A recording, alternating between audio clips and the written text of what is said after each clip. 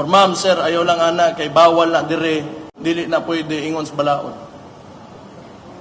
Kaya I truly believe the success of Davao City is because of its people. Kamo. Kung dili pa mo ingunan na to begin with, wala kita kalat kita karon. So, sa kuwan duha ka tuig nga mayor ko, salamat kaayo kung wa kay mo nagpabadlong yun.